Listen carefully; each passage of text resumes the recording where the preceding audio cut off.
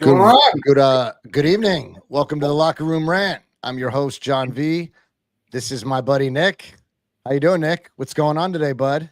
Yeah, not too much. I was watching this shit show of a NBA game that's playing right now. Boston. Celtics next. I don't think the Celtics have missed a three-pointer. It's utterly ridiculous. That is a game that I could absolutely give two shits about. That said, we've got some bad news and some injuries around the league. So let's get into it, buddy. I don't know if you've heard, but the Niners fell to Kansas City once again, this time in the regular season. So a little less aggravation, but good evening there, Laney. Good to see you, fam. Congratulations on your victory. Congratulations. So my Niners fell to the Kansas City Chiefs, and this time we took a pretty serious injury. And dude, Brandon Ayuk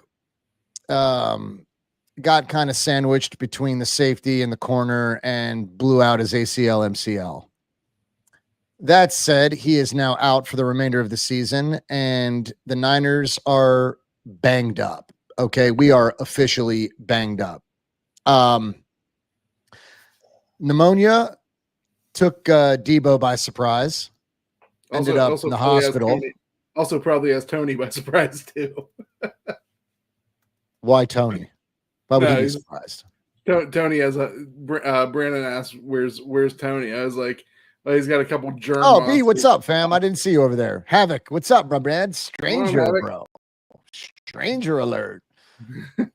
Yeah, he's got a couple germ monsters that got him sick tonight. So yeah, the baby's sick, man. The baby's sick. And that was something that I wanted to kind of lead into the show with, but I ended up having to express my sadness and my depression. So let me just go back to that. Tony's not with us tonight because his kid's sick. He had a newborn months back, and with those babies come germs and other things. That said, he'll be with us in a week or so. He's eager to come back, fam. He wants to come back. But anyway, yeah, the Niners fell 38-18. I'm sorry, 28-18. Jesus. We lost by 10. Might as well. Jesus. Might as well have been. After the injury, I just put my head down, man. I was so sick to my stomach when he went down. And when he went down and the way that he was laying on the ground, I knew that he had I knew that something was bad. He did not jump back up. He always jumps back up. So this time, not jumping up made me very, very concerned. And so he walks off the field with a limp nonetheless, right? And I'm like, okay, you know what? Maybe it's just a bone bruise, maybe it's a sprain, just something, Nah. He comes out of the blue tent, gets on a cart, and off he goes. And then, we found out the next day that it was confirmed that he had blown out his knee entirely. So I'm just weirded out, bro, because the whole season has been kind of strange. You know what I mean? You've been following the season along with me. The Niners don't look like the Niners. I mean, obviously injuries have taken over my squad offensively nonetheless. Debo being a game time scratch didn't help matters either. He was pretty much. Debo an apology, by the way. I mean, there's nothing I could do about it. I mean, how could I have known? How could I? You're like, Debo didn't come into the game because he had a tummy ache before the game. Yeah, I thought so. He had pneumonia. Hey, look, you know what? I'm not telemedicine. I could have never have known that from here. So that said, I apologize to anybody that got butthurt, aside from Nick. But no, Steve-O, I didn't dog him, man. This was a conversation Nick and I had behind closed doors here at my house. I never went on the timeline. I never he never caught strays from me. But look, he did go to the hospital. He had pneumonia. and he was released earlier today. So that's a good thing. I don't know that he'll be out there Sunday. George Kittle sustained a sprained foot, and that didn't help matters either. But you know, things are going to be a little bit different for the Niners offense. I think we're going to rely on the young guys, the rookies. And I think the Niners may or may not shop a receiver. I'm kind of just at this point in the season, the way things have gone, like I think you should roll with Ricky Pearsall, who just a few months ago was shot in the chest. And this dude's the healthiest guy on our squad right now. So that gives you an idea. That gives you an idea of where my Niners stand. We played Dallas going into the bye. Hopefully they're coming off their bye. We're going to be going into ours after Sunday. So that said, I hope the Niners can at least beat a kind of shitty defense in Dallas. But at this point, I wouldn't put it past anybody to beat us. We are not the 49ers of last season. We are just like, I don't know, man. It's kind of a shitty feeling, to be honest with you. We're just not who we thought we were. Not this season anyway. Brock decided to have the worst game of his career. Looked like Jimmy G out there. I thought maybe he was dressed up as Jimmy G for Halloween. But it was just gross, bro. Like he was seeing ghosts. Spags is a master of disguise. He's pretty damn good. He schemed up a pretty badass defense. And my Niners could not overcome. They could not overcome. Luckily, we lost by 10. That said, there was one positive in this game. We neutralized Jones. We neutralized Chris Jones. And the Niners are one of very few teams to do so. And the Niners were tackling quite well. I will give them that. They were tackling. The defense showed up. For the most part. I mean, I wouldn't say you neutralize Chris Jones. Just like I said, it's kind of like the same with Myles Garrett. He's going to be the best player on, even if he doesn't have any stats. Yeah, so, but I mean, I think McDuffie was probably the best one on that field. I think McDuffie was causing havoc all over the joint. Jones is always the best person on the field. What's up, Big Doug? Good to see you, man. I didn't see you slip in. Scott, what's up, buddy? Super Bowl hangover? Yeah, I think so. I mean, they're pretty real. I don't know. I mean, I guess if your hangover consists of injuries and everything else, yeah, dude. I don't know, man. I wasn't really one to buy into all that stuff, but hey, cool, Nick. I see you up there, buddy. Good to see you, man. So we got the whole gang here. Where's Bo? Oh, Bo. There you go, man. Bo says exactly what I said. Right here. Taking 2 to 3 guys per play isn't exactly neutralizing. Well, what do you call it then? What's wrong with that? I would call it he's eating up 2 to 3 defenders. 1 to 2. We're doubling him. The rest of the defense is able to be free. We're doubling him, which leaves one man free. You could do the math. That said, I'm okay. I'm okay with the loss. What I didn't like was losing my number one receiver. That fucking pissed me off. That absolutely pissed me off. Because that's exactly what would happen in a game that has no meaning with an AFC opponent in the regular season. Losing my number one wide receiver, that fucking pisses me off, because you see, now in a game that I thought was meaningless, other than the fact that we'd like to get our get back on Kansas City, but we're just not going to beat you guys. Not now. We're just not going to beat you guys. So I could accept that. And I'm okay with losing that game, but losing BA hurt more than the loss itself. Kansas City defeating San Francisco at this point is nothing big. There's nothing new. The media blew this up, called it a Super Bowl rematch, which was corny as all fuck, because I never believed that this was a Super Bowl rematch.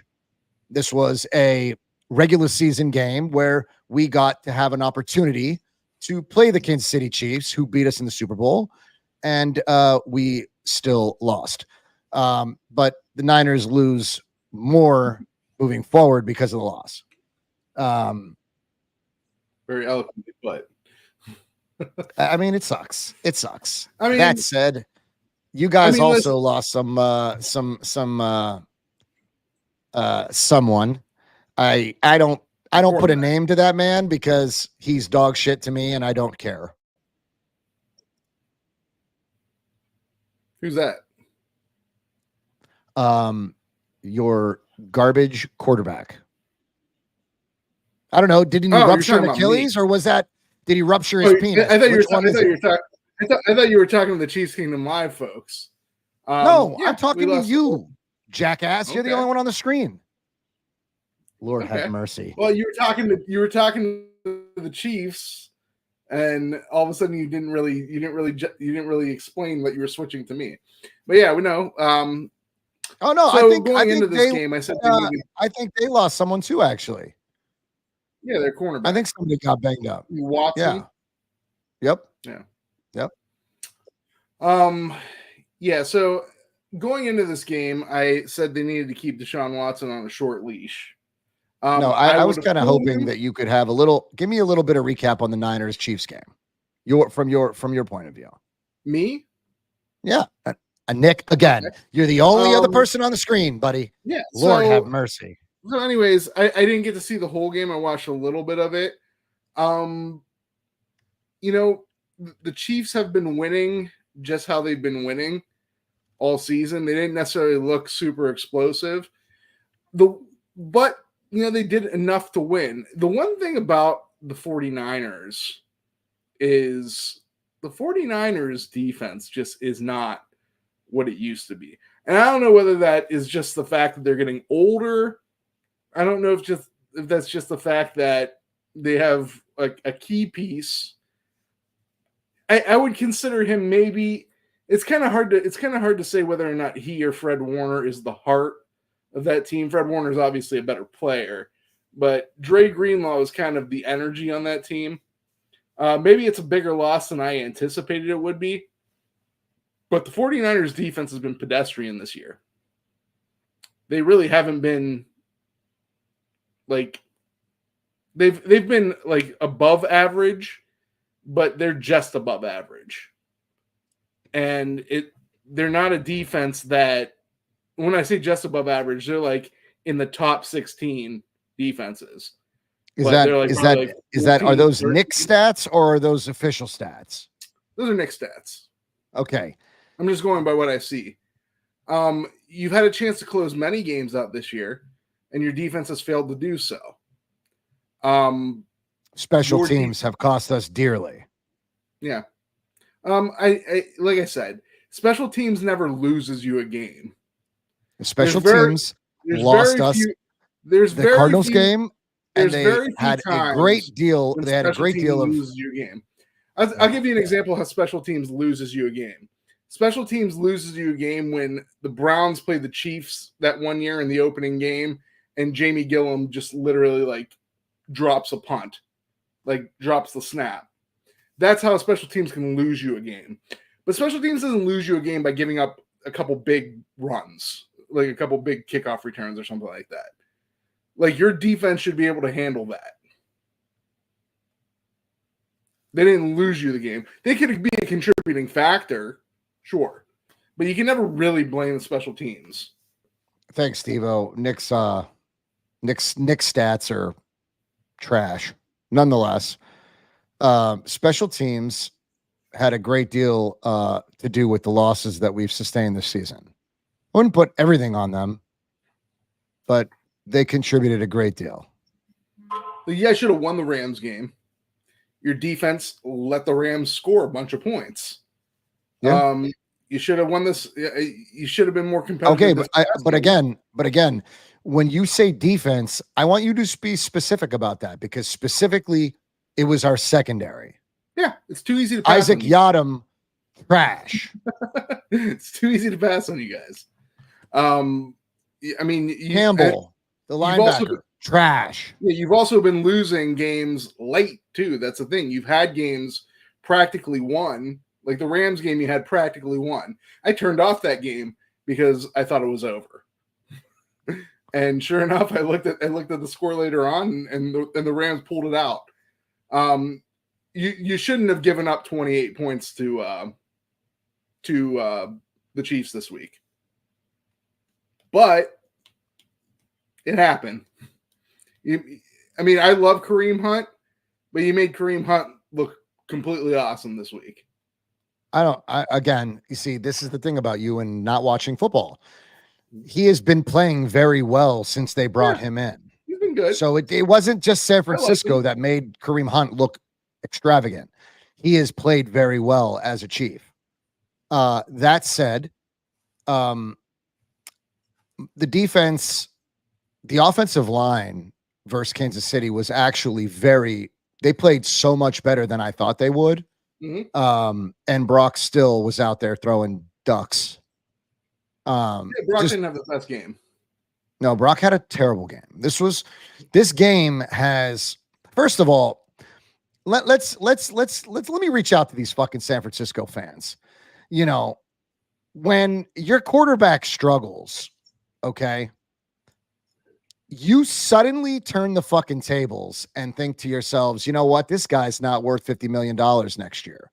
Or Brock's not who we thought he was. Or Jimmy did this better than Purdy. Or whatever the fuck you fabricate, it's disgusting to me. Like, stop being wishy-washy. Be a consistent fan. Either be faithful or remain faithless. Stop just echoing whatever the first content creator says about Brock Purdy, because I can't stand it. I'm tired of it. Because if he goes into if Dallas comes into San Francisco Sunday and Brock has a great game, then the entire narrative changes in the title of every show and the media on the networks and yada yada yada. You know, they're gonna say Brock just had a bad game. Brock had a bad game, and he's entitled to that. Especially to the best defense in the league, in my opinion, and the best defense that he's seen this season. He's entitled to that. However, if he has another game versus Dallas in a shitty defense, and it's similar to this particular loss, then again, there's a conversation to be had. But I still believe that Brock is the guy moving forward for this franchise. And I do believe that this team will take the Kansas City loss. And, you know, this one probably, not only did they sustain an injury, and maybe that's a spark moving forward, but they can respond from this. Like this, you lost a Super Bowl to this particular team, and now you lost week 7 as well. Right? So you take the injury, you take the ass kicking, and you move on. And I'm hoping that this motivates my team to be better and to find their identity again, because as of lately, that defense has been showing up and then it's been fading away. But the young guys in the secondary are doing their thing. And look, I'm okay. I'm okay. I think they'll bounce back. I do. I really do. Let's go to the comments real quick before we get into your Browns and try to catch up, because I think you're still watching the Boston game instead of the comments. I'm going to punch you in the face. I'm watching I've commented on a comment here. Bo, I would say our onside kick was awful. It was so bad that we're bringing in a punter. We're trying out a punter right now. And Mitch Wishnowsky is no joke. Like, this dude is a great punter, but he has not been punting to their standard. And that whatever the fuck you call that onside kick attempt, I don't know, bro. That was embarrassing. That was absolutely embarrassing. But that, in a nutshell, kind of summed up that game offensively for us. Yeah, that sucked. Havoc asks, did Nick cheer at the like the Browns fans at the game when his QB got injured? We'll go back to that. We'll probably take this comment and kind of segue into that. So hold your piece on that, Nick. Okay. Cool Nick says Kareem Hunt has been awesome since we picked him up. I agree 100. Laney is happy. He's back at home in KC.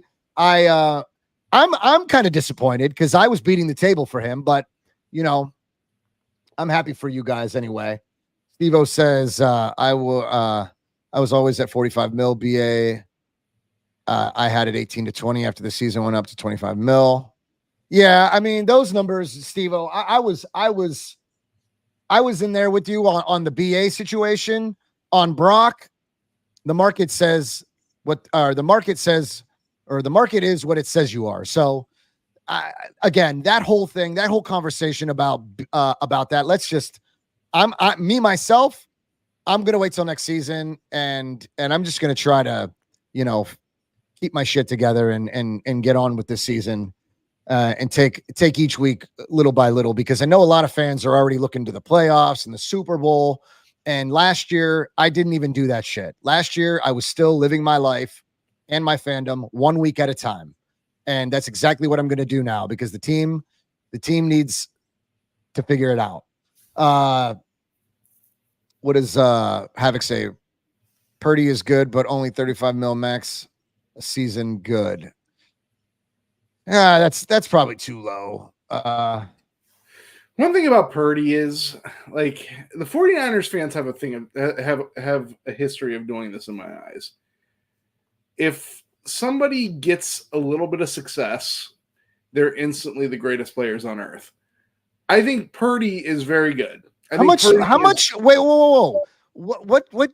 This isn't like one season sample size, Nick. I mean, the kid came in and lost his elbow. It fell off in the NFC Championship game. The following season, what are we talking about here, bro? So, like, Purdy is a system quarterback. He runs that system very well. He's not a system quarterback. He is a system quarterback. He's not a system quarterback. It's not. Listen, I don't consider that a pejorative. I don't consider that a negative. I think being system quarterback, I think Tom Brady's a system quarterback. I don't think you put Tom Brady in any system that he'll succeed. But he is a system quarterback. Okay, so he went to Tampa Bay and won a Super Bowl, and that was what? Yeah, that was a fake Brady? I don't understand. They created the system he was comfortable with. And also, let's face facts, that team was absolutely stacked. I mean, he led that team to a Super Bowl. Yeah, Brady is not a system quarterback. Let's be very clear. Brady is a system quarterback. He absolutely is a system quarterback. He's the best of all time at being a system quarterback. But he is a system quarterback. He also I disagree runs entirely. system. Yeah, you can't put him in every system. But Purdy also is. He gets the stats that he gets because Kyle Shanahan, it's easy for a quarterback to get a ton of stats. Okay? But when you take out the players that he needs, not going to be so good. And when you take out Brandon Ayuk, who, listen, you know my thoughts on Brandon Ayuk. I don't think he's a number one. I think he's a high-end number two.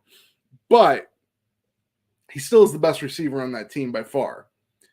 If you take him out, and then he is an ex-receiver, and you take out Deebo Samuel, who is, like I said, I think he's one of the best weapons in the NFL. I still think he is one of the best weapons in the NFL, even at a little bit advanced of an age. You take those guys out, the 49ers are now not that great of a system. And Purdy is not going to be able to conduct that machine as it once conducted. Why?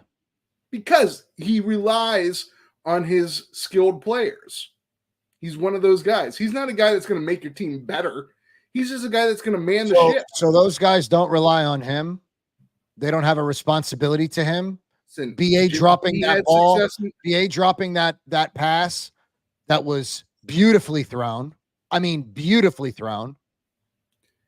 They don't have a responsibility to, step up and, be there for their Also- guy?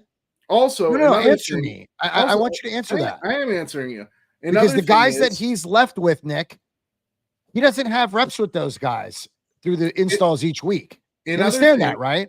Another thing is that their defense isn't as good as it used to be. So they're not putting people 3 and out as much as they used to. They're just not. And their conference has gotten a little better. There's a little more talent in there now. So all these things combined is going to knock Purdy down a little bit. Is he still good? I would sign him as your quarterback. You're going to sign him for too much money, but you're going to have to. It's going to be something that you guys are going to have to do. But don't expect him to be like the greatest quarterback on earth, because he's not. Not even the top 5. But That's given crazy. the right circumstances, That's absolutely given the right crazy. circumstances, he can lead your team. Trust me, I wish He's we had definitely he was in the conversation for MVP last I season. understand. Doesn't change That my makes opinion. you that okay, that's your opinion though. So say that. Don't say he's easily not top 5. Like say, in my opinion, he is not top 5. Yeah, but I'm usually right about then you're stuff. entitled to that. You're not right. That's absolutely because last season debunks what you just said. Okay. Let's move on. When he finally played a good team in the AFC, he lost. Okay, I mean, that's fair, but for all the reasons that you just said too. I told you to run the table. Jennings gone, Debo gone, BA gone. Kittle was all he had left. Juszczyk was useless. Mason was running into 8 men stacked in the box. I mean, Spags had His run defense is good. Spags had everybody playing up on the line of scrimmage. They were ready to, they were showing just, it was dope. I love Spags. I think he's an extraordinary defensive coordinator. I think he's the best to ever do it. And the way that he schemes up that defense, yeah, man. I mean, he had Brock in a blender. I mean, it is what it is. Weapons or no weapons, you know. I would have liked to have seen everyone out there this week to give the Chiefs, you know, our best. And I would have liked to seen San Francisco just better, playing better. But I got exactly the opposite of that. We got Brock's worst game as of his worst game. His worst game. Yep. Go ahead. Let's segue into the Watson situation. So we can To answer ease you, my pain. Havoc, no, I did not cheer when Deshaun Watson got hurt. I don't cheer when people get hurt. I think it's not good to cheer when people get hurt. You shouldn't want people to get hurt, especially get hurt seriously. Okay. Do you think that they were cheering because he got hurt, or do you think that because here's the thing? No, fans are listen. It's not every fan. This is a small collection of fans, and the people that go to the game are the most passionate of people, and a lot of times they're the most ignorant of people too. So I think most people were probably like me, but you get people in the dog pound that spend all this money on the tickets. Yeah, they're also probably liquored up a little bit too. You're probably going to get some ruthless fans. I think that they were a little. I think it's a little bit disingenuous to believe that your fan base is happy that someone got hurt. Here's the way I saw it. They cheered because, frankly, they had been asking for their quarterback to get benched. They wanted him benched. Mm-hmm. And week in and week out, your front office, your coach, I don't know, whoever's the puppeteer, you know, you're getting Deshaun Watson this week. He's our best quarterback moving forward. Fans don't want to hear that shit. They don't want to hear that garbage. They don't want him. Sure. They don't want him throwing the football. They wanted to see Jameis, and I don't blame them. But then DTR is QB2.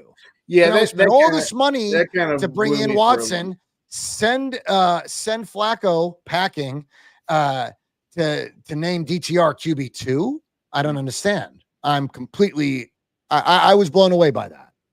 That Then- being said, DTR didn't look much better than Watson did. I mean, he should have gotten reps So because I mean, he got some type of reps, so because he was second string. So hey, but- Laney's with you on this. There's no excuse for rude behavior.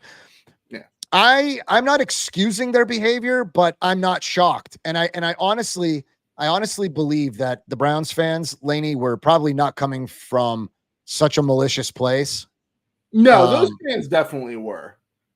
Listen, I'm not condemning. You're Browns saying they hate him so much they were happy to see him carted they away. hate everyone. They've done it before. These people, if they were 20 back when Tim Couch was quarterback, they're 40 now. Do you blame them in a sense because they're tired of being losers? You shouldn't root for people to get hurt.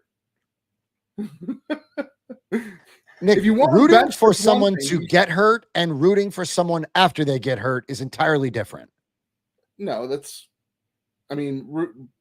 both the same thing. You shouldn't root for people to get hurt, and when they do get hurt, you shouldn't cheer. But like I said, I don't believe that's every Browns fan. I believe that's the most passionate and stupid of all the Browns fans. And I think every fan base has them. And I think they're the type of people, if you're playing well, they'll love you. If you're playing bad, they'll hate you. They'll wish the worst things in the world upon you. They had a great they were in the playoffs last season. Mm-hmm. Like fans were on a different trajectory. They thought that their club found the way. They really believed in what they were doing with what Barry was doing with that roster. Yeah, They believed. Unfortunately, the Now, Browns. what did they Browns get, didn't believe. Nick? Unfortunately, the Browns didn't believe, and they decided to throw away their whole offensive scheme, one that was working. For what? I don't know. Deshaun Watson was 4-1 as quarterback last year. 5-1 if you want to include the Colts games. I never include that because honestly, he played like shit and probably shouldn't have even been playing because he was injured. But if you disclude that game, he was 4-1 as a starter last year. How was he good then? You don't get worse this quickly. This isn't a drastic thing at 30 years old. This isn't what happens normally. It was just a mind-boggling decision at the start. I kind of had a little bit of faith in the coaching staff, but turns out my suspicions were correct. They didn't know what the fuck they were doing. That being said, Big Doug, dude, I believe I agree with you 100%. And I don't care that they cheered. He's a dirtbag and he stole this franchise. He took them blind. He robbed them blind. Dude sucks. I don't care that the fans cheer. Cheer, don't cheer. I don't give a shit.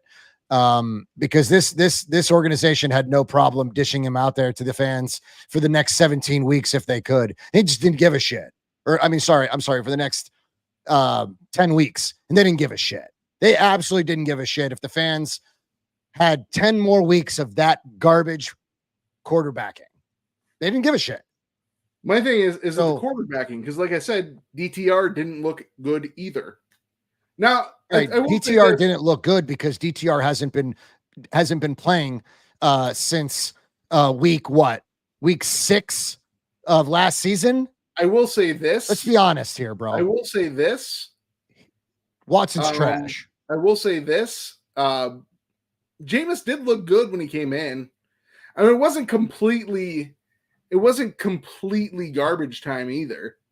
He did look good. They came out of his drive with a touchdown. So maybe, I mean, like I said, I'm not. My thing with Watson is, how do you get out of it? How do you maneuver around this contract? That's my thing with Watson.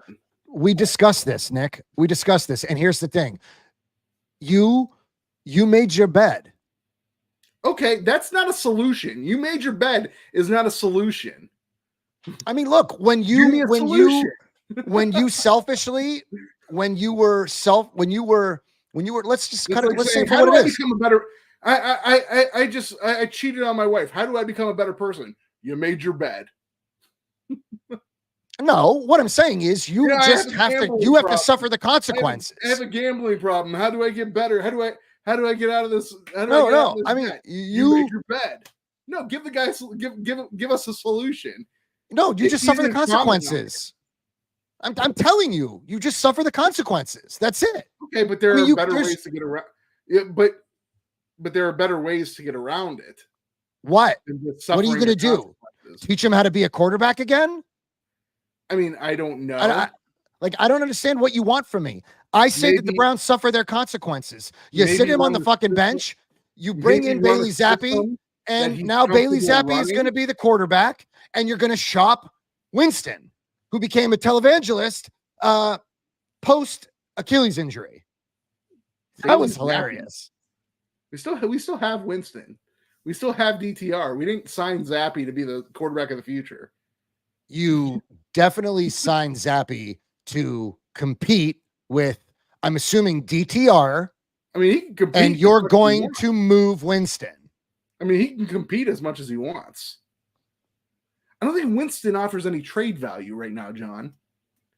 Okay, but I mean, somebody probably could use his services instead of him rotting away as QB3 on the Browns fucking roster. He's going to be starting probably. He's going to start next game. I don't think they know what they have in Winston right now. So maybe they brought in Zappy. Maybe they brought in Zappy to. They brought in Zappy because they only got 2 quarterbacks. You need 3. All right, fair enough. Zappy.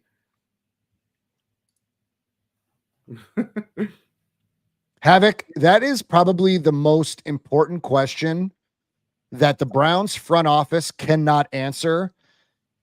It's easily the biggest question that any fan or outside the Browns fandom, any football fan of any team wants to know that exact fucking question, because it's absolutely crazy. It's absolutely crazy the success they had with him. It's insane to me. Nick, I think the better solution in my eyes, rather than serve your sentence, is I still think this defense is pretty good. They haven't been like they were last year, but they're still pretty good. When you're not having any offensive production whatsoever, and the Bengals come to town, you only give up 21 points. That's pretty good. Like, if they would have had any offensive output whatsoever, like Nick, I don't think that the Bengals play anybody very good except Kansas City. What are you talking about? They've been a subpar team. They've been one of the best subpar team defensively. They've been one of the best offenses in the league this year. They started out very late. They did not get that offense rolling until like week 4 or 5. Good. Their offense has been good. Their defense has been poor. Okay. That being said, I think that what he's saying is he's responding to the question that you asked. What do we do moving forward? He's saying you serve your sentence, essentially suffer your consequence, make better choices next time, not signing, some fucking bum that hasn't played ball in 2 years to a record-breaking contract that shocks the league and sends fans all over the NFL freaking the fuck out that the Browns just changed the QB market with some bum. Yeah. I just don't know what serve your sentence means. Sit the fucking bench. And the Browns also are out that $76 million or whatever the fuck they're on the hook for. They just have to pay it. And dude is sitting on the bench. All that money is sitting on the bench. That is your consequence. That's serving your sentence. That's serving your sentence. But some people want them cut. I was like, you can't cut them. Yeah.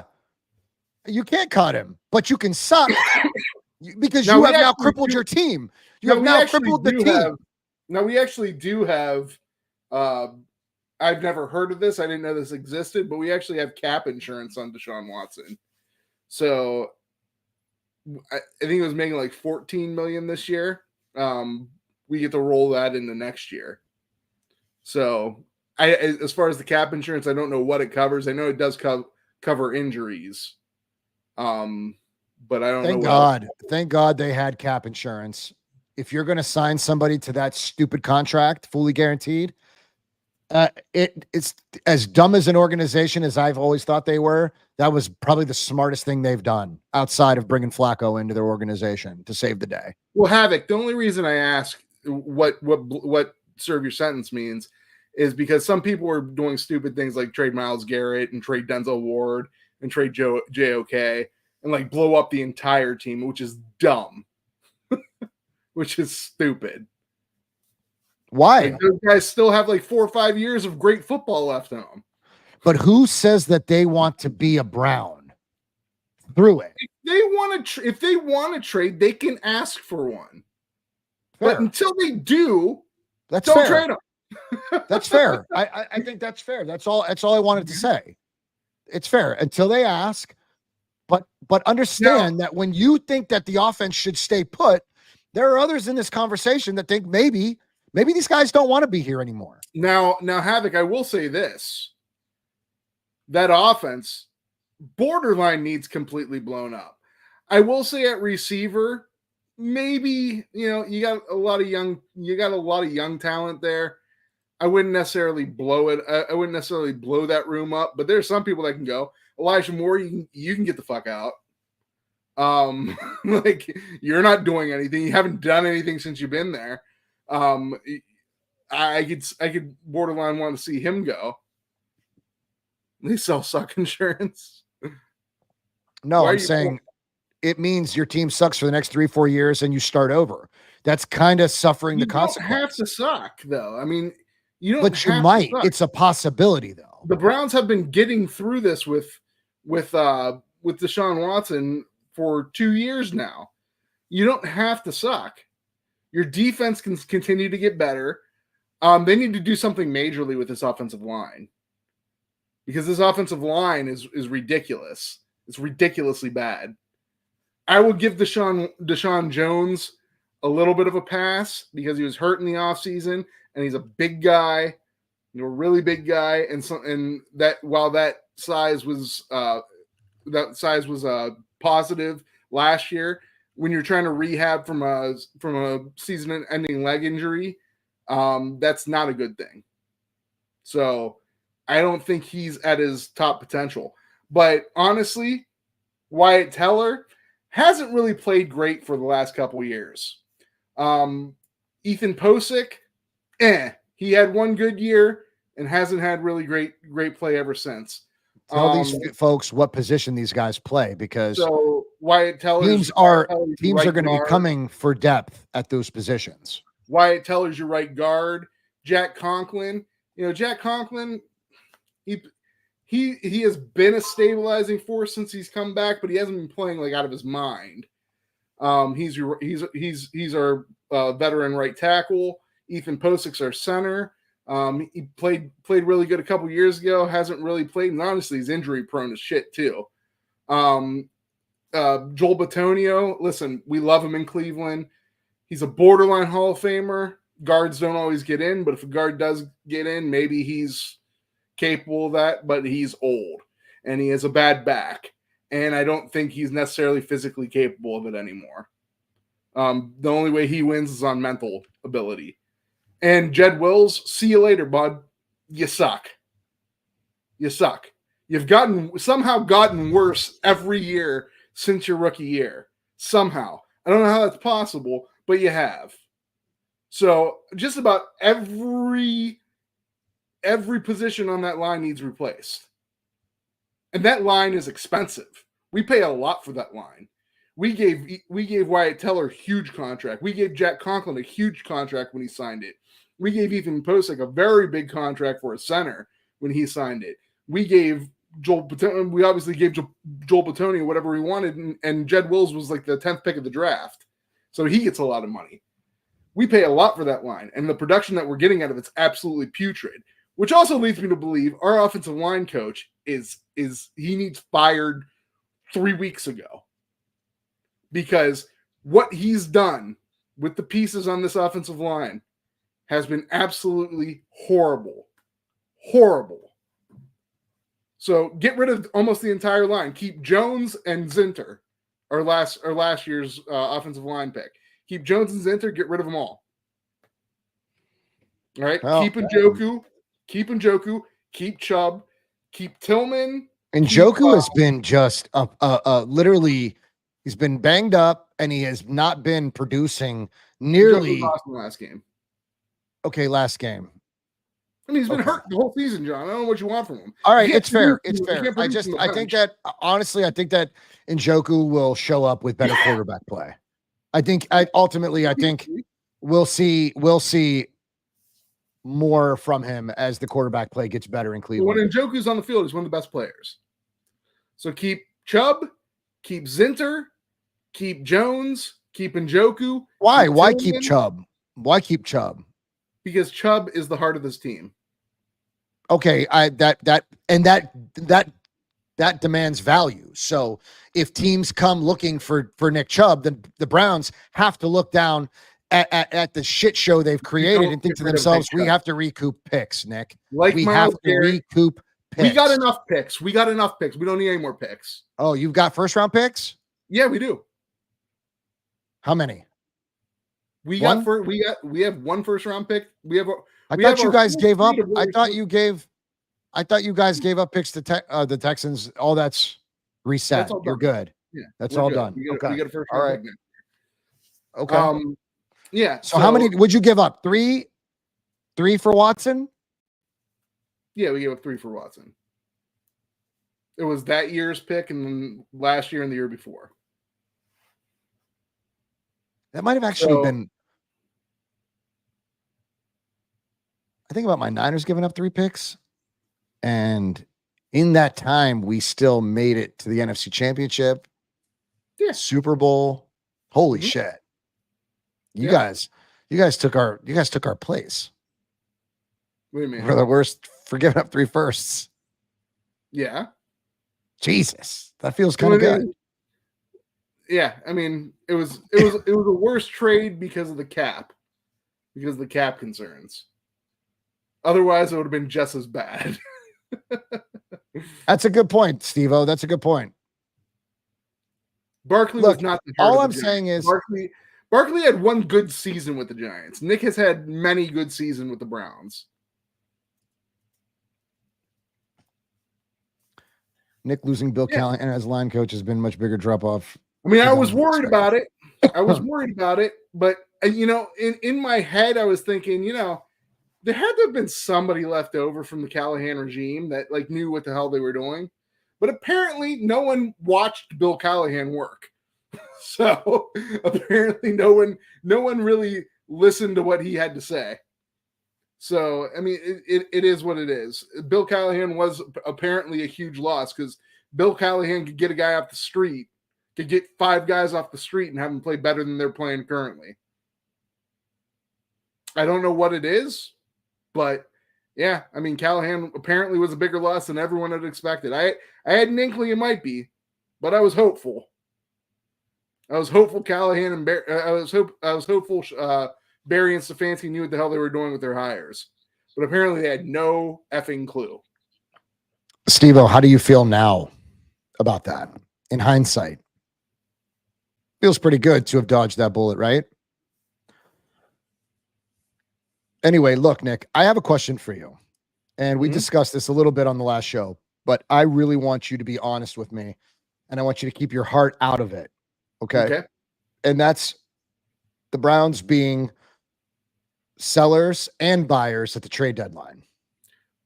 I think they're going to be somewhat sellers, but I don't think they're going to be as big of sellers as you guys, as a lot of people think they are. Because I think they do. You don't go 11-1 being shitty. So there obviously is a level of talent. It's just this year it hasn't really been unlocked. I think the offense is the reason why. But the 11-1 what? We were 11-1 last year. Going into the trade deadline? I don't think so. I'm sorry. 11-6. Thank you. We were 11-6. So yeah, you don't go 11-6 being shitty. Shitty teams don't win 11 games in a season. Okay. So there still is talent on this team. So like me, I need to stop living in the past. I need to stop thinking about last season. You need to stop thinking about last season. Sure. And we are where we are right now. Sure, but what Okay. I'm telling you is you have to use past evidence as data for you to make decisions in the future. Okay.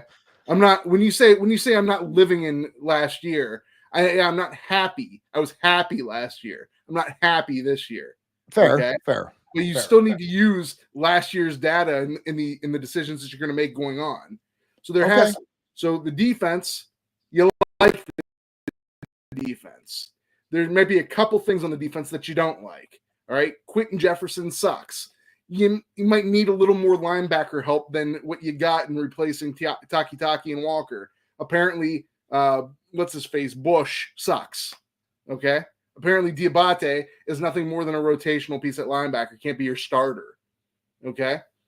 But the other pieces are good. Myles Garrett is playing on one foot essentially, and he's still one of the more impactful defensive linemen in the league. Okay. Which brings me to this comment right here. Garrett to the Lions, if they offer enough, I don't think even the Lions fan would be mad at it. What are you going to offer? I mean, they're probably going to spend, I don't know, 2 firsts, 2 seconds, 3 firsts. I'm not trading him for 2 firsts and 2 seconds. Probably 3 firsts. You'd have to give me like 3 firsts and you'd have to give me Deshaun Watson shit. I mean, also because the Lions are going to be good. That first rounder you're giving us, that's basically a second rounder.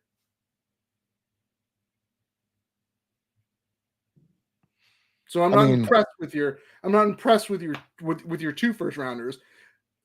Myles Garrett's one of the most transformational. How old's Myles Garrett? How old will he be this year? He may be 30. So he's 28.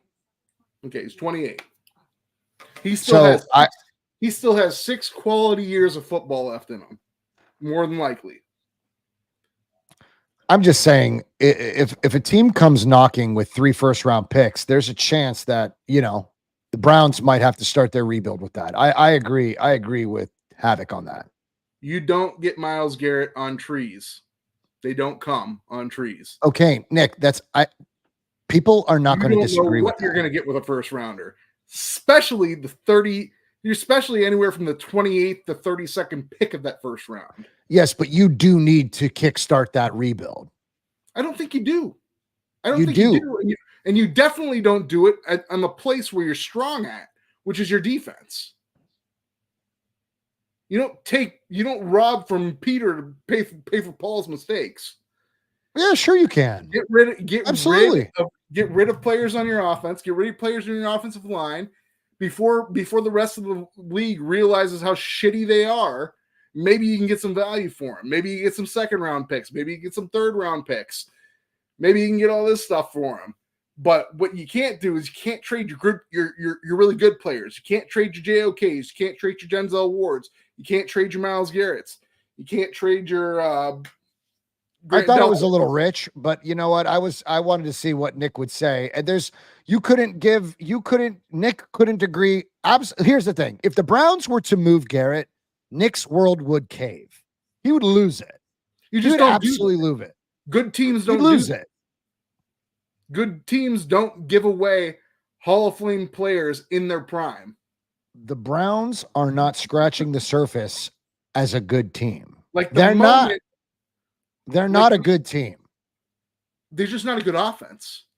They're not a good organization. They're not good at hiring coaching. They're not good at anything right now. You gotta get good. You gotta get good. But you don't get good by trading Myles Garrett. Why? I don't understand why you think he's so untouchable. It's because you don't want him to go. It's a personal thing.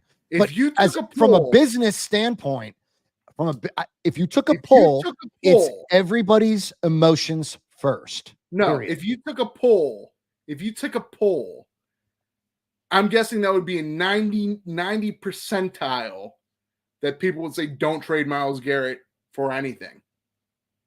Because there's nothing a team could be willing to give you that is worth Myles Garrett. I don't think you get this. He I don't think you plays- understand how teams plays rebuild. The most They give up impactful- assets. He to plays. get You capital. don't give up. You guys aren't doing good. Why don't you give up Nick Bosa and get a bunch of picks then? But we're not in your position. Why don't you? Why don't you? You guys are have a losing record right now. Why don't you guys trade Nick Bosa? We're not a bad and get team. 2 first-round picks. You can get 2 first-round picks for Nick Bosa. We're not a bad team. I don't think that you guys are a great team right now. That's your personal opinion. But if you took it to a poll, since polls determine everything What in I'm this saying fucking is, planet, The team went. no, 11 it doesn't. This argument team does went- not work. It's The team lopsided. went 11-6 last year with 5 quarterbacks. The defense was a strong point. You get the defense strong again, you can win games. Okay? And who knows? Maybe you draft a quarterback next year, and maybe he's really good. Okay? Maybe you hit lightning in a bottle. Maybe there's one in the first round that's available. We have a first round pick. You can draft one.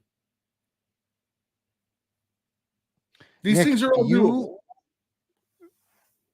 This is not how this works. Why I mean, isn't it how can't- works? You guys could turn away all the calls. I know you're fielding calls for Garrett. That's a fact. That It'd be stupid for teams not to call about him. But the and Browns it's not equally as stupid for the Browns not to consider a 2 first-round picks. yeah, it's dumb. But what the Browns should do is listen, we're not giving you Garrett. But what we do have is this nice young man named Zadarius Smith. He's very good. Maybe you would like him. We would take a 2nd-round pick from you for him. How old is Darius Smith? He's a little older. I think he's. Why do I got to give you a 30s. second? Why do I got to give you a second for an aging player? Because if the Detroit Lions want him, the Detroit Lions might win the Super Bowl this year. So They might win want the Super Darius. Bowl this year without him. Well, it's going to be a lot harder when you don't have what's his face. He's 32 years old, Zadarius Smith. He's not going to warrant a second. Yeah, when you don't have Hutchinson, it's going to be a little harder to win that Super Bowl. Maybe give us a second. Maybe we'll do it for a third. Maybe we'll do it for a third and a 5th. I think it gets done with probably a 4th-round pick. No, we'll talk about that. But maybe you'll be interested in Zadarius Smith. That's how this is going to work. The Browns aren't going to give up their best players. The Browns are going to give up players that they probably weren't going to sign again next year. Meaning Zadarius Smith. I mean, Zadarius Smith, I think he signed a contract. I don't know how long it was. I think it was like maybe a 2-year. So maybe you have 2 years with him. But we're talking about Zadarius Smith. We're talking about Greg Newsome. We're talking about like Rodney McLeod, maybe. That being said, Rodney McLeod, I say this to him all the time, bro. As his best friend possibly on this Dalvin planet, I say Tomlinson. this to him constantly. He's delusional. What do you mean they traded Cooper? So all 20.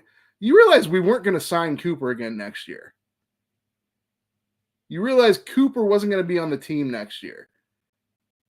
I might have had a problem with that, but he Here's was the thing, gone Nick. next year. Cooper was unhappy in Cleveland. So if he wanted to be a Brown, they may have signed him. He would have they had may to have a really good year this year. He would have had to have a really good year. He's this on year. the other side of 30. Cooper- Bro. Cooper is not the catalyst for the blow up that you think he is. Cooper, they signed Judy as Cooper's replacement. Dumb move, but they signed Judy as Cooper's replacement. They were going to move on from Cooper next year. If they wanted to, they could have signed Amari Cooper long term. I think they should have given Amari Cooper a little bit of money and not tried to do the Brandon Ayuk trade. Maybe Cooper would have been a lot happier. Maybe he would have been trying harder. Maybe he would have cut the passes that he dropped. But unfortunately, they did do that to Cooper. So Cooper, like Cooper does in his career, when he becomes upset, he doesn't play good. And then he moves to a different team and plays awesome. So the Buffalo Bills are probably going to get great Cooper. Unfortunately, we had bad Cooper. There is such a thing. So don't think that because they traded Cooper that everyone's up for trade. I'm telling you the guys who are probably going to be traded. Zadarius Smith, Greg Newsome, I think Greg Newsome's as good as gone. You guys might be coming after Greg Newsome, honestly, after your cornerback got injured. I'm sorry. I thought I was talking to Havoc. I thought I was talking to Chiefs Kingdom Live people. But yeah, I would think the Chiefs are probably coming for Newsome. I would imagine they are. I would imagine they're definitely going for Newsome. The Chiefs would be silly not to, unless they have somebody that they've been grooming. But I would imagine that they're probably going to come. They're probably going to be making calls for Newsome. I would imagine anybody right now that needs a good outside corner is coming for Newsome. There's no doubt in my mind. I think the two guys that are probably gone are Newsome and Zadarius Smith, because those are the two guys that are probably going to get the calls fielded for them. People are going to call for Myles Garrett, but they're going to get shot down pretty quick, I would hope. I don't think people are calling for Chubb, but I hope even if they do, they get shot down pretty quickly. Chubb doesn't want to leave Cleveland. Chubb loves Cleveland. You should have saw the article that he wrote. The article that he wrote in prior to coming back. That's fine. Look, players that want to be somewhere, God bless them. Good. But if Garrett has an opportunity to potentially play in a Super Bowl, I just think that it's time to get out. It's time to leave. I don't think that he wants to be there for a rebuild. I mean, he'd be crazy too, in my opinion. But if he's all rah Cleveland too, God bless him. I know he was on the presser. I know he had a presser where he said this is where he wanted to be, and he didn't care what his record was, and this, that, and the other.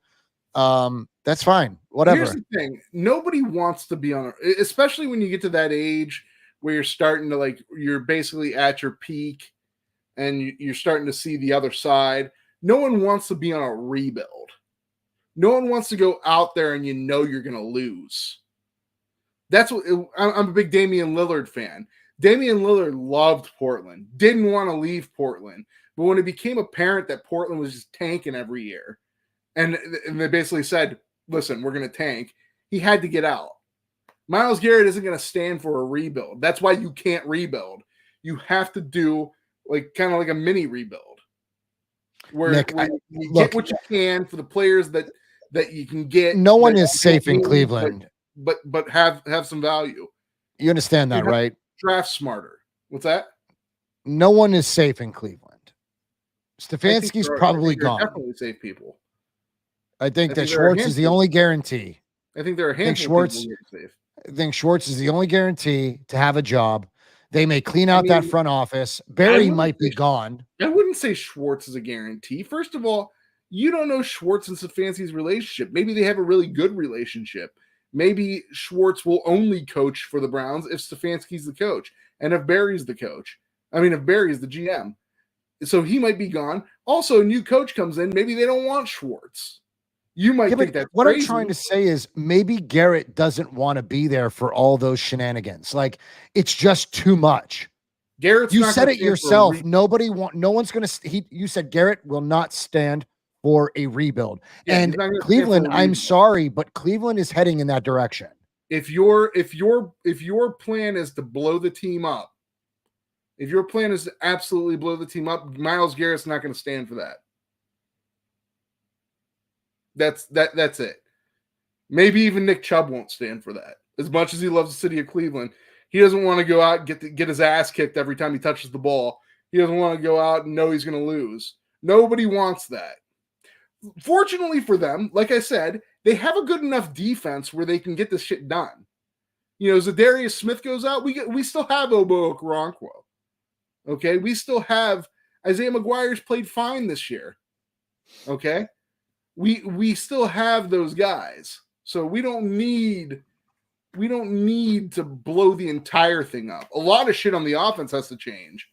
This offensive line's got to go. Really, the only people that are definite should be back are your tight end, your main running back. Unfortunately, I don't disagree with you, Scott. You guys own us. That's no doubt. The Chiefs own the Niners. The Ravens, dude, Lamar pisses down his leg. Lamar pisses down his leg in the postseason. They can't even bring in receivers. They bring in a top end receiver, and that receiver has like 800 yards because Lamar is not throwing the ball. Yeah, The Ravens will not. They're not winning an AFC Championship game. They're not. Lamar. They're just not. Lamar is the type of guy that can't take advantage of having a great receiver. It'll be Kansas City contending for the three-peat versus the Lions. That's unless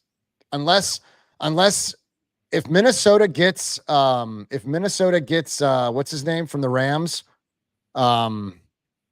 Stafford, then it could very easily be Minnesota in the Super Bowl. Do that. I heard about that. That's the dumbest freaking thing in the world. Brother, I have no idea, but the conversation, they believe that they have a stronger chance at a Super Bowl run. And I 100% agree. It's just that Darnold's playing good ball right now. And their rookie was obviously injured in camp. So I look, if they can get Stafford, and if the Chiefs get Cooper Kupp, it could very easily be Minnesota, Kansas City in the Super Bowl.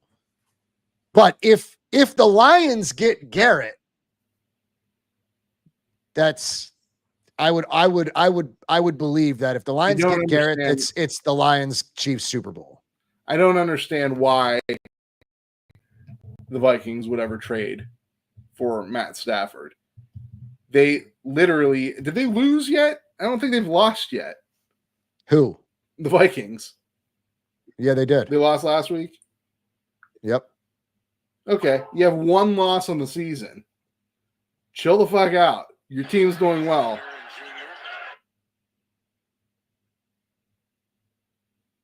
Oh, they lost to the Vikings. They lost to the Lions by 2 points.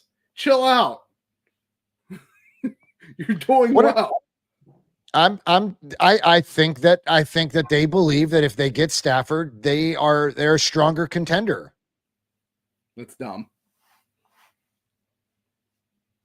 What's that, Big Doug? He hopes they get healthy for the three-peat, but they've been decimated. You have, dude. You have. Insane. Look, I imagine the Niners and the Kansas City Chiefs make it back to a Super Bowl after being decimated. Imagine. Now, I don't think my Niners can crawl into the playoffs. I think we might make it to the playoffs. I just don't think that I don't think that at this point right now, if San Francisco does nothing at the deadline, we ain't winning shit. Scott, we are not making it to a Super Bowl. Scott, Flacco was sustainable last year. Flacco didn't flame out. Flacco didn't lose that game. The Browns just got beat because the Texans were unstoppable that game. Stroud was amazing. Flacco can't go out and defend passes. Flacco can't rush the quarterback. You were a top 3 defense. You were a top 3 defense. Yeah. And we gave up like 40 points. Okay. Flacco at some point, you have to stop complaining about being injured. The Browns have been injured for many seasons. Yeah. 3 of their better seasons. Okay. Well, we'll see how you guys do without Brandon Ayuk. He hasn't really done fucking shit. Okay. You want me to be honest? All right. In 6 weeks of football, his best game was versus the Patriots. We'll see. They had a shit defense. We'll see how awesome Purdy is without Brandon Ayuk. We'll see if he's still on that. I don't. MVP Nick, trajectory. Here's the thing. Injuries do cause a problem, John. They do. Okay? I'm not saying that, but you specifically have been crying about your Browns failures. They are year after year after year. You keep bitching about your team sucking because of injury. At some point, that's an excuse. At some point, your fucking shit team needs to adopt the next man up mentality, and that next man up has to fucking compete. We'll see your next man up. Congratulations, Ricky Pearsall. Go produce like Brandon Ayuk did. He might. He's what not. Do you know? You know about as much about Ricky Pearsall as the rest of the nation does. We don't know shit. If you don't remember, I did the draft scouting for the locker room rant. I evaluated Ricky Pearsall. He's okay. He's decent for a college player. He's not that great. No, not one person that watches back this episode, not one person currently in the chat believes that you have a cup that nearly holds water. Okay. Look at my draft evaluations. They're pretty good. Fuck your draft evaluation. Go rewatch. You are delusional. Go rewatch those draft evaluations.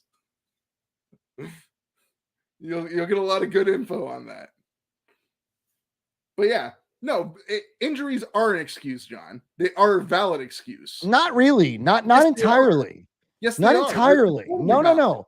Because you have 53 men on that roster. 53 men. You believe that those are the 53 best players to make your team.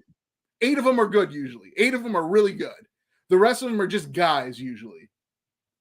I mean, look, here's the thing about this. So when crying about injuries, let alone many of your really good ones, go down, yeah, it hurts your team.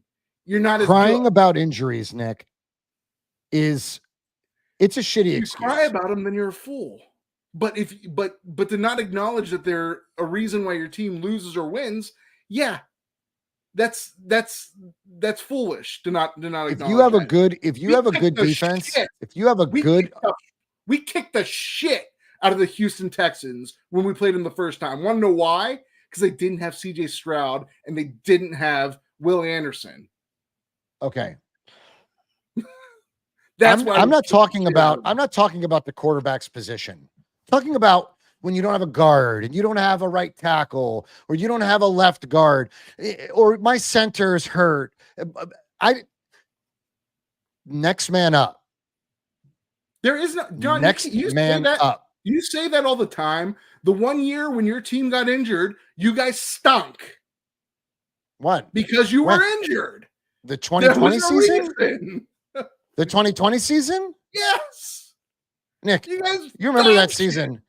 You guys were dog shit, but there's a reason because you were injured. We had $100 million on IR. Okay.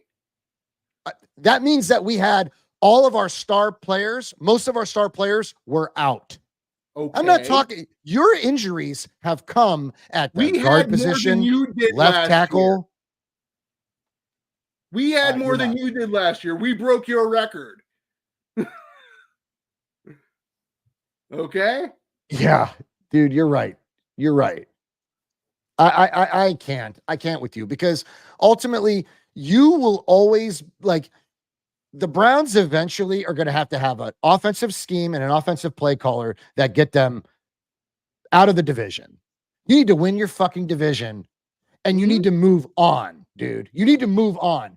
And I don't believe that Stefanski and whomever that is that you hired this season as an OC combined, those motherfuckers could not find their way out of a fucking bag. You understand?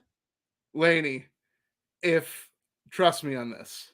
Just trust me on this. No, she's not going to trust you because she's done it. Her team has done Patrick Mahomes. Your Browns are not the excuse that the Browns can't win. Or Travis Kelce get injured. Your team is done.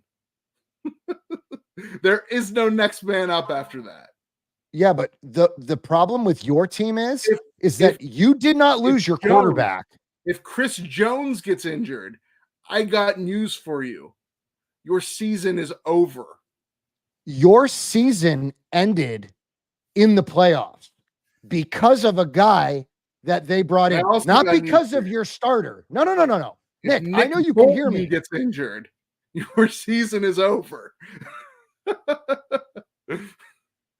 You can't lose these people. I don't agree with you. There is no next man up unless you have a hidden gem sitting on your bench. If you lose these great players, you will not win. You're getting away from what I'm talking about. The positions that you were injured at were not the quarterback or the star corner. Well, I mean, it was like consider Flacco last year a blessing. John, it was our entire offensive line that was injured. Practically. We weren't just dealing with backups. We were dealing with third stringers. We were dealing with guys that weren't even in the league and no longer are in the league. and yet you Last still made it, and yet you still made it to the playoffs. We did have, I don't know if you know this, a guy by the name of You Nick made Chubb, it. a guy by the name of Nick Chubb was injured last year. Okay. Yeah, Kind but of a it big didn't deal. stop. Yeah, but you Kind of a guys big deal. still persevered and made it to the playoffs. Yeah, that was unbelievable.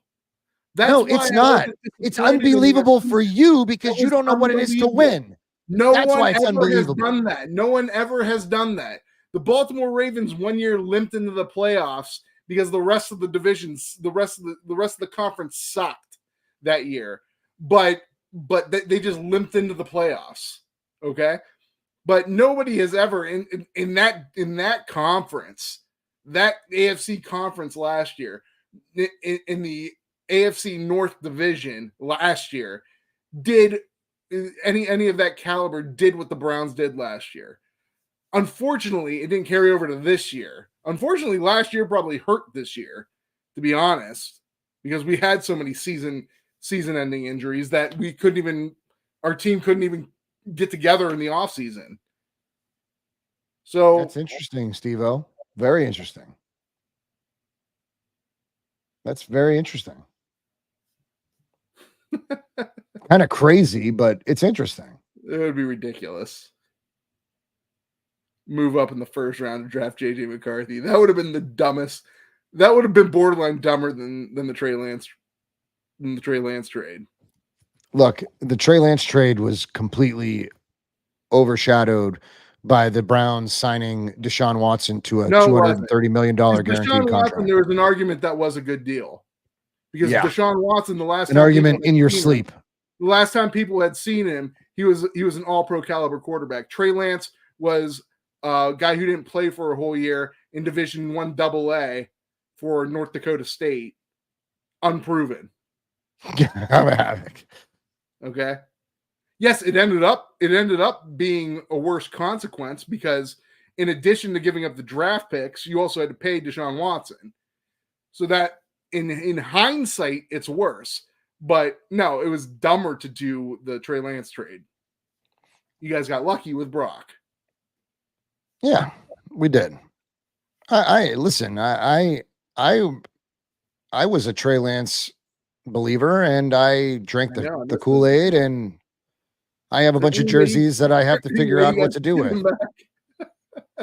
What? Is there any way you guys can get him back? Because that was the best time of my life. Nah, that needed to be put to bed. That needed to be put to bed. Best time of my life was Trey Lance on the 49ers. The Trey Lance thing had to be put to bed. It's fine. That's fine. I mean, look, after the Jimmy G saga, I couldn't take it anymore. It could have been a fucking cardboard cutout running around out there, and I probably would have been cheering and bought a jersey. Nonetheless, look, here's the thing, Nick. I want to move off the Browns discussion and talk about Chris Godwin's injury last night. Late in that game. Did you see it? I did not. Do you know what happened? I know he got injured, and it was pretty severe. Roquan Smith hip dropped him and dislocated his ankle. It was like fucking flipped over and turning up and facing upright. I am devastated for two reasons. I lost Ayuk and Godwin on my fantasy team in the same day. Mm-hmm. But more so, I'm devastated for Godwin. I'm devastated for any team that loses a great player. I hate injuries.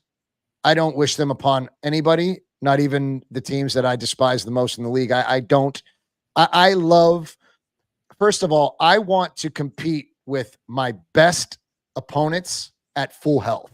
I want that always. Now, naturally, we don't get what we want, but in a perfect world, I want to play my opponents at our healthiest, both teams at their best. The Niners are going to be playing a tough stretch after the bye. They have the Bills. They have Tampa first. Then they play the Bills, I believe. And then they play. Want to do a trade? No. Why not? I think we play Green Bay. Need a receiver. No, I'm good. I have plenty of receivers. I have Dobbs and Watson both on my bench. I'm good. I'm healthy. Yeah, they're no good. They're great. They're going to be serviceable, especially where I'm at. I suck this season. Anyway, listen. I'll give you. I don't want to do a trade with you. Mike Evans. I don't want to do this trade. Mike Evans is injured. How long?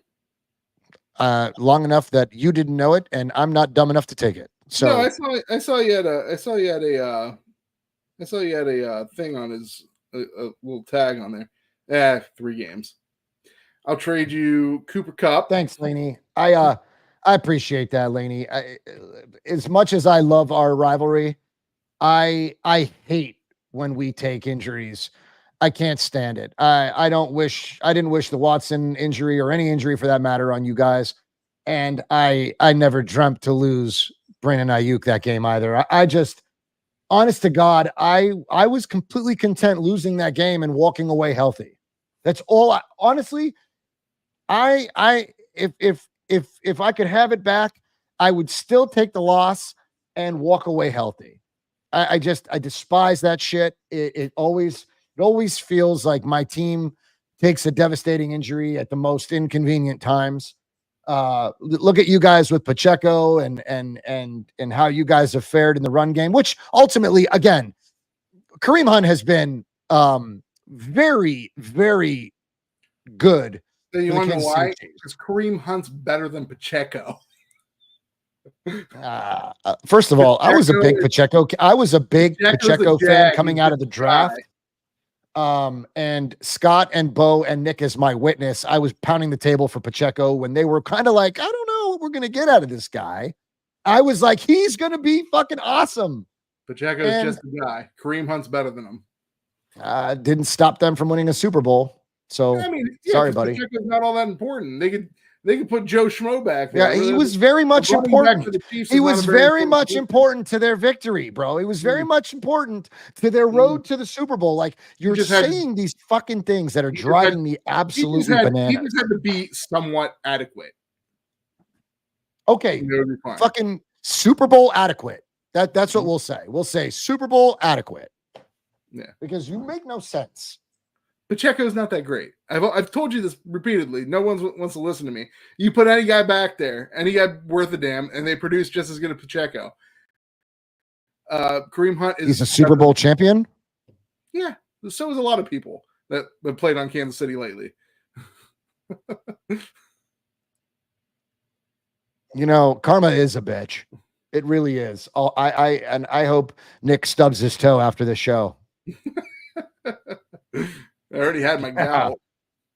Oh, God. Spare us your fucking medical problems, will you, dude? Please, spare us your problems. Havoc, it's been a pleasure having you almost we've had Havoc for a full episode. When the fuck was the last time we had Havoc for an entire episode of the Locker Room Rant? A while. Holy shit. Tony's going to be so fucking mad he missed this episode. He wants to have Havoc on one day smoking all those cigs. Jesus Christ. It's been so long to have you, man. It's been a pleasure. I missed you, buddy. I really have, man. We always miss you, Havoc. Day one. Havoc's a day one. Yeah, Havoc's A1 from day one, man. He's a day one. Yeah, even Scott agrees. Hunt's better than Pacheco. Jesus, Scott. How much more could you fucking take from me? Can't you just have my back for a little bit? At least versus this son of a bitch, can we at least be on the same side for something on this planet? Can't you just side with me? And even if you believe that, even if Bo believes it, Laney believes it, Doug believes it, if everybody fucking believes it, can't you just side with me for a little bit? You want to know what Hunt is? Hunt is Pacheco with skill. Like, I give Pacheco credit. He runs hard. He hits the hole that he should. He does what he needs to do. But Hunt actually has a certain level of skill. And Bo. Jesus. Bo. I mean, unbelievable. Yeah, but Bo, that's the difference. Prince, Perine, CEH, they're not as good as Pacheco. But honestly, you guys did just fine with them too. It's not a big deal.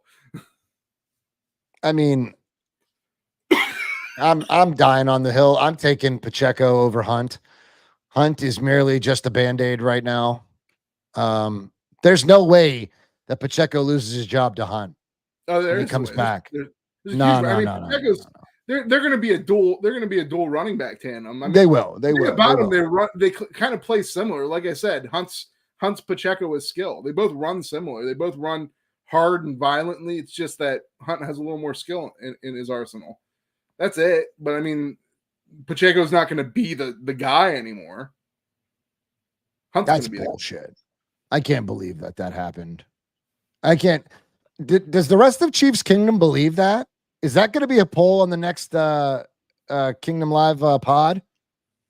Can that be a poll sponsored by John V over here at the Locker Room Rant? Because I really want to know if the rest of the fan base believes that. Havoc. That is true, bro. Karma's got Nick for being a Browns fan. That is a fact. Scott says that Brock is mid.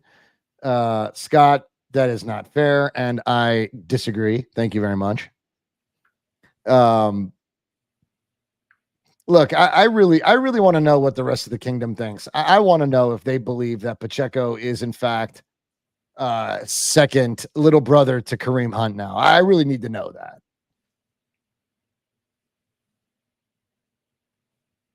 Oh yeah, he's definitely got goal line.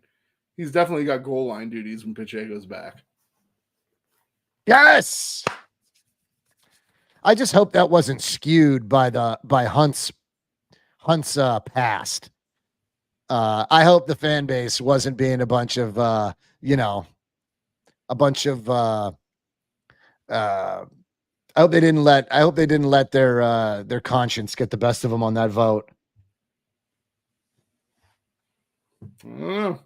Havoc says that Hunt will become more of a goal line back when Pacheco is back.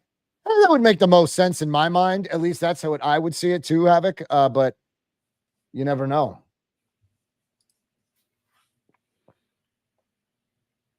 All right. So you want to start wrapping this up, John?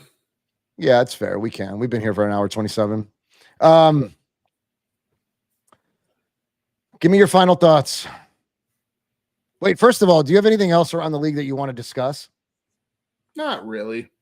Because you're not watching ball. You don't give a shit. No, I don't even know why I bothered asking. I really don't. No, I am watching ball. It's just I think we've kind of touched. Give me 2 minutes.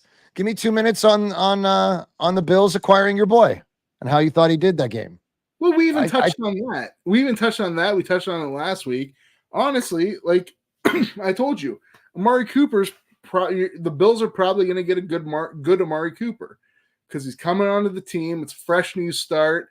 They're going to start incorporating him in the game plan. He's got something to play for now. How about he has an elite quarterback throwing him the ball? That doesn't hurt. That doesn't hurt that he. You could have said you could have said less and just said, you know what? He looks really good with Josh Allen. But it also wouldn't make a difference if he dropped every pass Josh Allen threw to him. Why would you want that for him? So I don't want that for him. I want him to succeed. I don't 100% blame Amari Cooper. I blame a lot of it on the Browns basically playing with his emotions. Because you know this about Amari Cooper. Why would you go after Brandon Ayuk? A person who, if you're a good and I'm also wondering their talent evaluation people, because if you are a good talent evaluator, you would know that Brandon Ayuk is a high-end number 2. Also, you would know Jerry Jeudy is a number 2, not a number 1. So don't go after him when you already got a 1 with Amari Cooper. You paid Jerry Jeudy a very handsome contract. I think he makes like under 19 million a year right now. 19 million a year. I think he got like a 70 million. How much did you guys pay him? The thought process on it was how much was Judy's contract? I'm curious. It's basically like 16, 17 a year. For how many years? for 3. And he got a signing bonus too, yeah?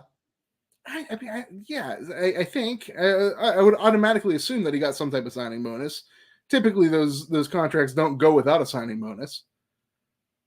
But yeah, he's basically making like 16, 17 a year, which their thought process was they thought that he was going to come in and ball out with this brand new sports carving offense they're going to bring in with Ken Dorsey and Andy Dickerson making this line impenetrable. But that didn't necessarily work out very well. And he's not looking like he's even capable of being a number 2 as opposed to being a number 1. Last week, with no Amari Cooper, who did they go to? Cedric Tillman. That was their guy. Jerry Jeudy. Does Tillman get reps with DTR and Winston? What's that? Does Tillman take second team reps? Of course he's gotten reps with Winston and that is why. That's DTR. why. That's why. That could be part of it, sure. But Watson was throwing to him more even before he left. Like Cedric Tillman had like 3 catches. Look, you know what? Stefanski had adopted the West Coast offense for most of his career as your coach, and for whatever reason, they went away from it. They're spreading the offense wide. They're going 4 wide, and they're abandoning their identity. I don't understand it. It's weird. That's probably why when you have a coach that's obviously, when you have a head coach that's also a play caller. And then the organization thought it would be a good deal to bring in an offensive coordinator, told me that they didn't trust Stefanski. So the front office did not trust Stefanski as the sole play caller of your team. So they brought in a babysitter and they made it a mess. They made it a mess. You and I will agree with that. They made it a mess. Stefanski is still calling the plays, though. It's just a different. Yeah, but it's a joint effort. We don't know what's happening in the headset. That last year with Van Pelt. Van Pelt did the same thing. So you're saying that? I thought that this was his first year with an OC. I thought Stefanski was the play caller, and there was no OC in Cleveland. I did not know that. Van Pelt was the OC. Stefanski just called the plays. Oh, dude. Havoc, I would say.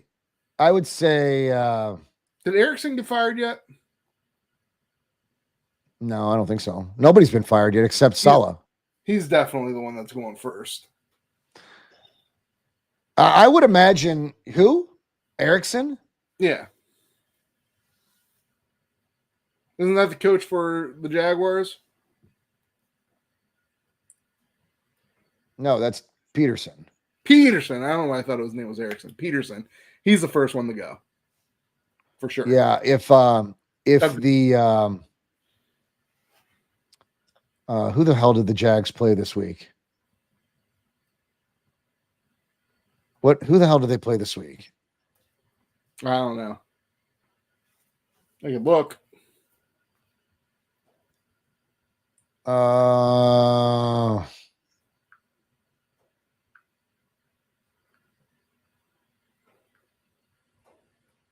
The Jaguars play the Packers. Yes, the Packers. They'll probably lose. Yeah. They're gonna they're gonna beat the brakes off the Jags. Yeah, I would say Peterson. Laney, I wish. I can't stand his fucking guts. I cannot stand his guts. Oh my God, I can't stand Sirianni, bro. I hope. I wish, but unfortunately, they're not shitty enough. That's true. Yeah, they did beat the Pats, Havoc. You think Stefanski's next? I don't know, Nick. Is there any rumblings that he's on the hot seat? I mean, it's soft rumblings. It's not. I mean, there's those fans that want a coach to be fired every year. Let me ask you this: but do you think it's McCarthy? Do you think McCarthy gets fired before Stefanski, or the other way around? I don't know if either of them are going. To be completely honest, Oh, dude, McCarthy. I think when the Niners play, I hope we like take out all of our aggression, all of this. I hope we take out everything on Dallas because it's fuck Dallas for me every single day and twice on Sunday. Yeah, I mean the Cowboys are 3-3 right now. I don't. Oh my God. Might be the nicest thing Scott's ever said.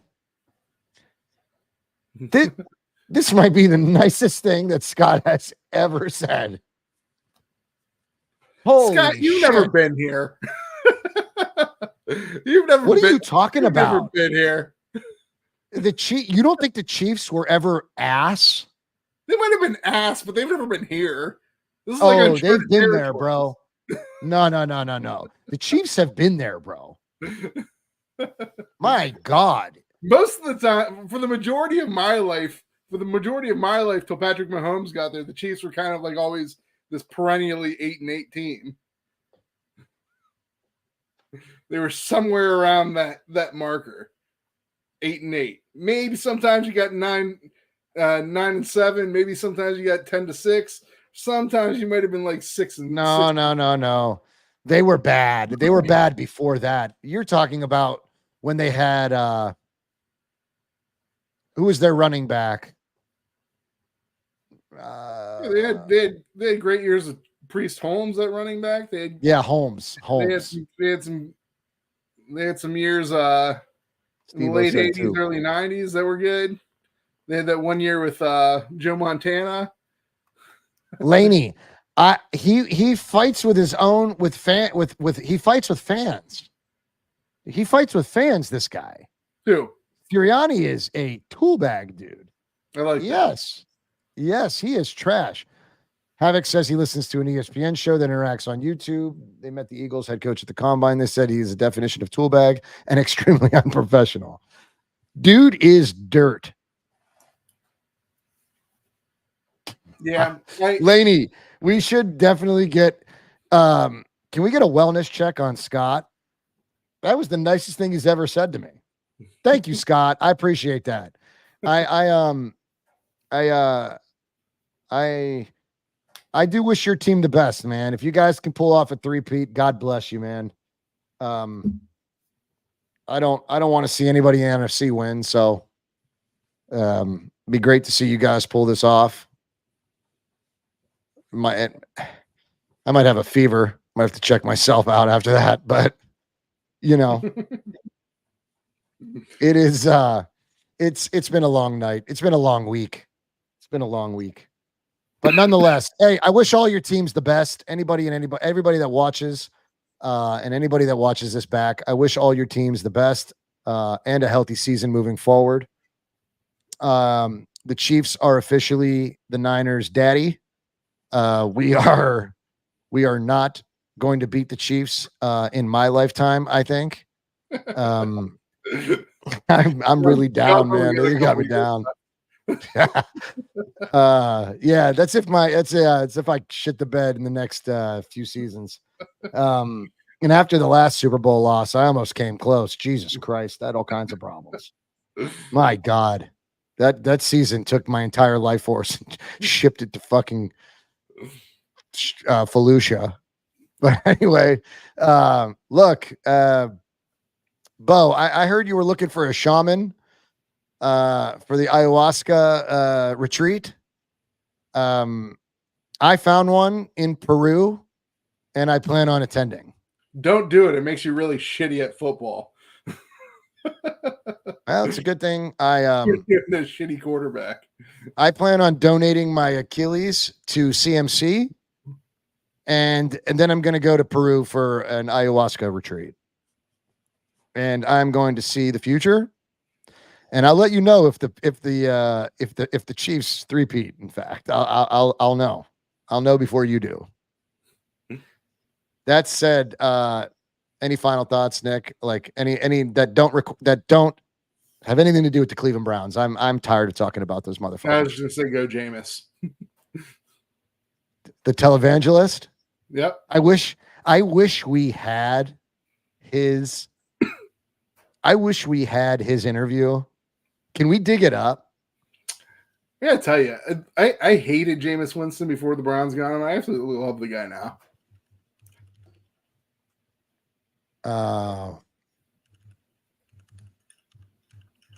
Oh man, I want it so bad. Here it is. This is a future televangelist on Sundays when hold on, don't go anywhere yet. I need you guys to watch this. This is really funny. This is actually very funny. How do I do that? Do you see it on screen, Nick? No. Oh, here we go. You ready? Mm-hmm. How do I? I was taught love no matter the circumstances, especially for people who do right by you. I'm grateful that I had a chance to serve Deshaun, but I am very upset with the reaction to a man that has had the world against him for the past 4 years, and he put his body and life on the line for this.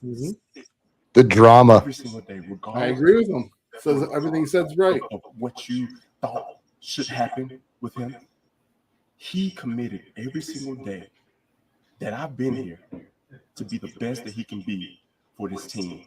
And I know I come from the deep South, Birmingham, Alabama, Bessemer, Alabama. So I know the standard that hungry fans want. But the way I was raised, I will never pull on a man when he's down. But I will be the person to lift him up.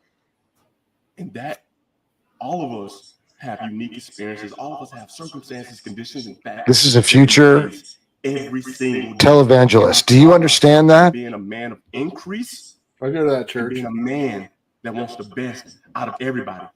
No, that is a man. That is a priest on Sundays on television. And I do not want the treatment that Deshaun Watson has received from these passionate fans. He is such a everything he said. Listen, what he's saying is not bad. It's the way he's saying it. He's so dramatic, dude. And now he has to overcome another obstacle. So I'm going to support him. I'm going to lift him up, and I'm going to be there for him because I see the way he fights. I see the way that he works, and I know who he is as a person.